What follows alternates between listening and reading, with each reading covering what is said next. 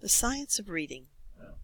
Reading affects every area of a student's education at all levels, including coursework as well as testing.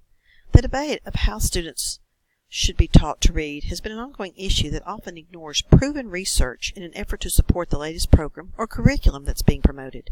Research has shown the successes of readers who have been taught phonetically. Learning graphemes and phonemes and making that connection as a beginning builds a foundation for becoming a skilled reader.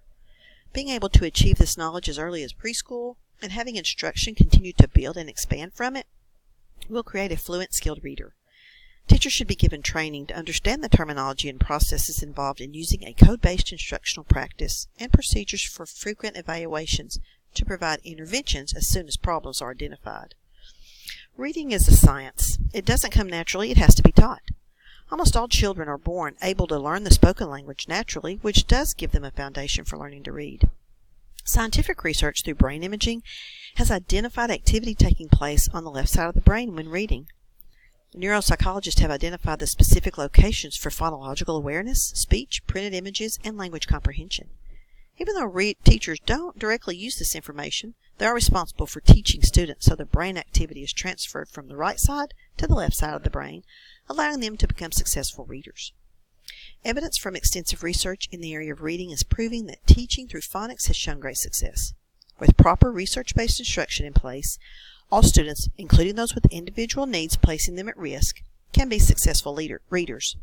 However, there must be systematic, multimodal, focused instruction. Dr. Jan Hosbrook stated, "To be a skilled reader, you must practice. But in reading, practice doesn't make perfect, it makes permanent. Students need to be taught with interventions provided when necessary so they are doing it correctly. Then practice becomes perfect practice, which makes perfect."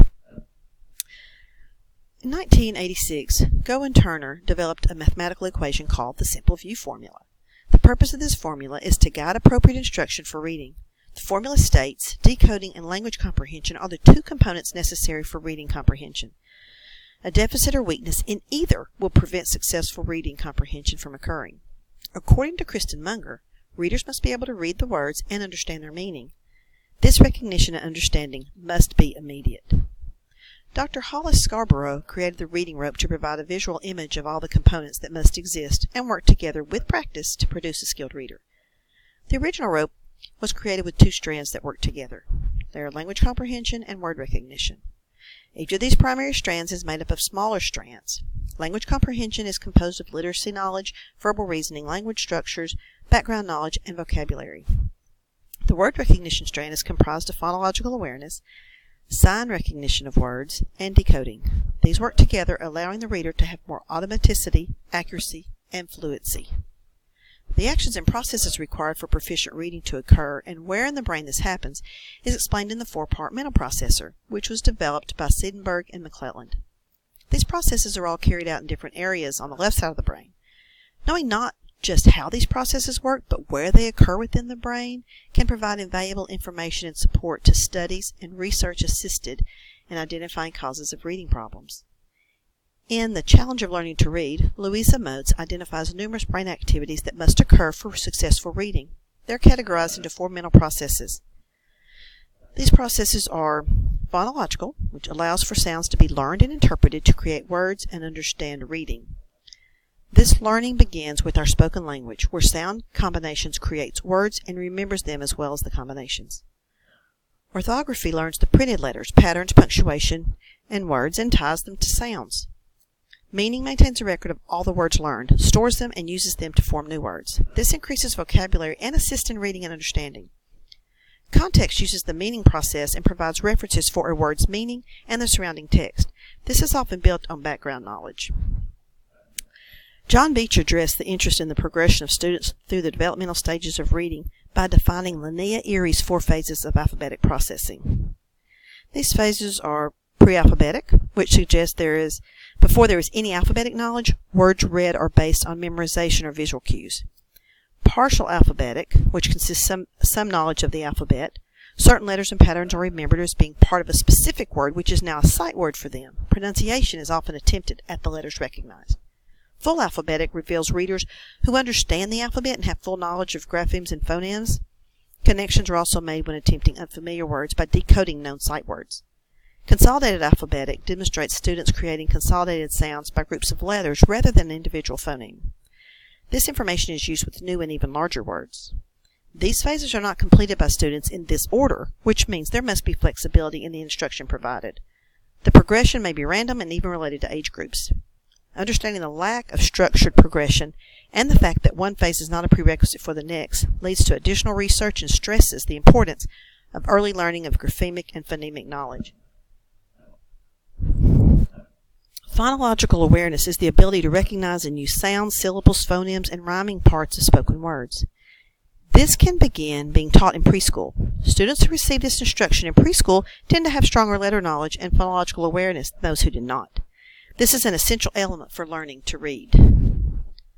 Phonics is an instructional reading practice that focuses on the relationship between letters and sounds. This method is called a code-based approach. Students learning with this approach have better reading comprehension than those taught with the meaning-based approach.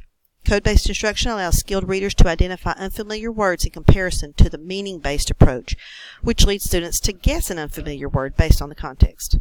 Having early instructions in phonics helps to provide for better word-level reading skills and prevent reading problems. The ability to read quickly and accurately with the correct expression is fluency. Fluency can increase by increasing the size of the vocabulary or with practice, but only if the reader is proficient in orthographic mapping. As a reader becomes fluent, more attention can be given to comprehension. It also allows a reader to perform better at higher levels. Vocabulary is the knowledge of words and their meanings. This knowledge includes and is increased by knowledge of letter patterns and word parts. These can be joined together to make additional words. Knowing a word also implies the knowledge of the context of the word as it applies in the world. There is a direct correlation between the size of a child's vocabulary and their reading comprehension. The larger their vocabulary, the better their reading comprehension. Another area of debate in early reading instruction is code versus meaning emphasis. Code emphasis focuses on phonemic awareness, where a set of specific letters and words are taught. Meaning emphasis supporters argue that students should be taught whole words in a context that is functional and relevant to the student. Teaching a specific code is unnecessary and can be taught after a student learns to read. And since the reading passages are boring and unrelated to real life, there is a concern that this will decrease the student's desire to read. But in research studies, there have been very few meaningful results to support meaning emphasis. But code emphasis studies support successful readers. Orthographic mapping is the way our brain stores words so they can be quickly and easily retrieved. The process takes an unknown printed word and turns it into a word that is recognized and identified as soon as it is seen. The way the brain files away and stores words is based on oral processes, not visual.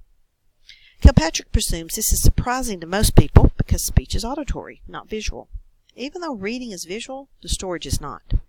These processes are based on meaningful letter sequencing. Having strong phonemic awareness gives more meaning to a word the first time a student sees it, which allows mapping to take place more quickly. Orthographic mapping has three components. They are letter sound skills, strong phonemic awareness, and word study, which is making connections between phonemes and spoken words as to the written word. As the first two components improve, word study, which is the third one, happens without conscious effort. As orthographic skills improve, so does vocabulary. Reading is extensive and complex and affects every area of a student's education at all levels.